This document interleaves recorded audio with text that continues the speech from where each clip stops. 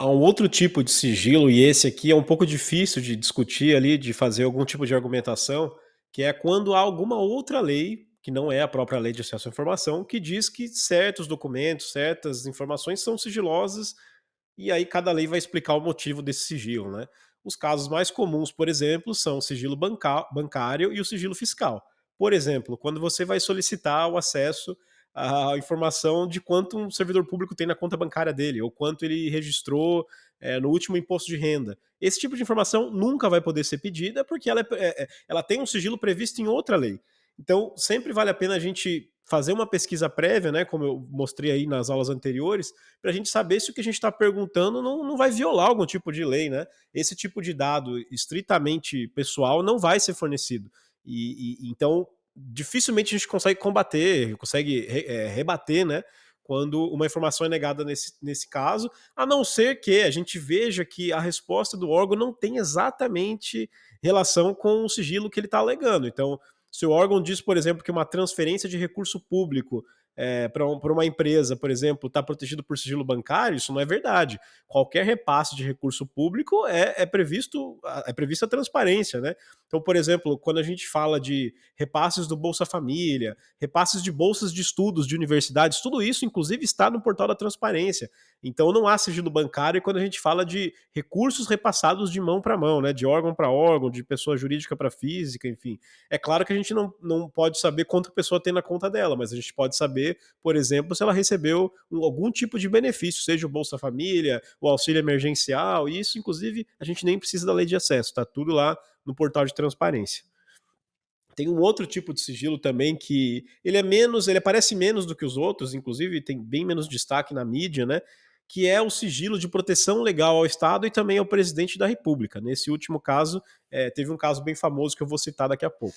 Esse tipo de sigilo ele é bem específico, porque, diferentemente dos outros, é preciso que alguém tenha pensado que uma informação é sigilosa primeiro, antes de alguém pedir essa informação, e que alguém tenha colocado essa informação em sigilo com um documento. Ou seja, para você dizer que uma informação é sigilosa, porque caso ela seja divulgada, ela pode prejudicar o funcionamento do Estado, ela pode prejudicar um órgão público, prejudicar a sociedade, o órgão precisa criar um termo de classificação de informação, ou TCI para quem gosta de siglas, né?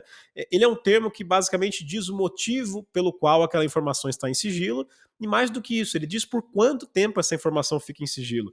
Então, às vezes, você vai aparecer, você vai ver notícia, né, falando governo coloca tal informação em sigilo por 5 anos, governo coloca tal informação no grau reservado de sigilo. O que é que significa isso, né? Existem 3 tipos de prazo, né? 3 prazos que são definidos na própria lei, que é o grau reservado, ou seja, informações que ficarão em sigilo por 5 anos, o grau secreto, de 15 anos, e o ultra secreto, de 25. A lei, inclusive, permite que a classificação seja feita 2 vezes. Então, digamos que passou o prazo dos 5 anos, o órgão vai lá e coloca mais 5 anos. Isso é perfeitamente possível. E aí, a vantagem desse tipo de sigilo é que a gente consegue monitorar o que está acontecendo, né? A gente consegue saber por que uma informação foi colocada em sigilo e depois de um certo tempo a gente consegue ir lá e ver qual foi o documento. A gente faz uma.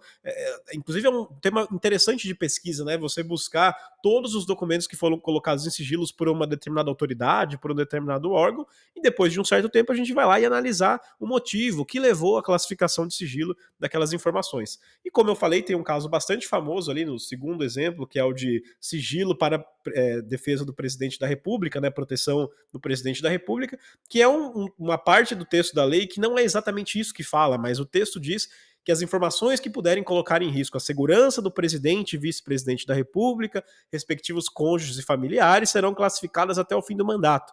E isso tem sido interpretado pelos governos, e não só do governo Bolsonaro ou Lula, já faz algum tempo que essa interpretação existe, de que o gasto no cartão corporativo desses presidentes fica dentro desse parágrafo. Ou seja, que se a gente divulgasse para todo mundo onde os presidentes estão gastando dinheiro público do cartão corporativo, isso poderia colocá-los em risco, porque as pessoas saberiam, por exemplo, onde compram pão, onde compram vinho, onde compram qualquer tipo de coisa, né? Onde compram alimentos ali pro. Inclusive, eu já vi um documento dizendo que existe o risco de colocarem algum tipo de veneno, né, na alimentação do presidente, então por isso eles mantêm essas informações em sigilo. Gasto com hotel, viagens para o exterior, esse tipo de coisa, né?